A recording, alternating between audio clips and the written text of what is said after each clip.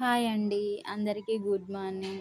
నిన్న మనం చెప్పుకున్న కథ ఎక్కడ ఆపామో గుర్తుందా అండి? విచిత్ర వీర్యుడైతే రాజు అవుతాడు. కానీ అతనికైతే పెళ్ళైతే కాలేదు.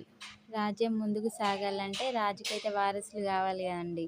అప్పుడు సత్యవతి అయితే ఆలోచిస్తుంది రాజుకు మంచిగా పెళ్ళి చేయాలని. అదే సమయంలో కాశీ రాజ్యంలో ఒక స్వయంవరం అయితే జరుగుతుంది. ముగ్గురు రాజకుమార్తెలు అంబ, అంబిక, అంబాలిక. చాలా రాజులైతే అక్కడికి పిలువబడతారు, అక్కడికైతే పోతారు. కానీ హస్తినాపురం నుంచి అయితే ఎవరైతే పిలువబడలేదు, అంటే వీళ్ళకి ఆహ్వానం పంపలేదు. అది భీష్ముడికైతే అవమానంగా అనిపిస్తుంది. భీష్ముడు కోపంతో అక్కడికైతే వెళ్తాడు. అందరి ముందే నిలబడైతే చెప్తాడు, ఈ ముగ్గురు అమ్మాయిలను నేనే తీసుకుపోతా అని. అంతే, ఇక అక్కడ యుద్ధం మొదలవుతుంది. చాలా రాజులు అతన్ని ఆపడానికి అయితే ప్రయత్నిస్తారు. కానీ భీష్ముడు బలం ముందు ఎవరైతే నిలబడలేకపోతారు.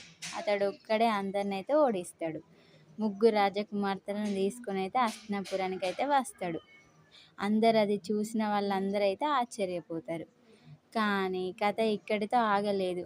అంబ అనే అమ్మాయి అయితే ముందుకు వచ్చి చెప్తుంది, నాకు ఇప్పటికే ఇంకొకరితోనే ఇష్టం ఉందని.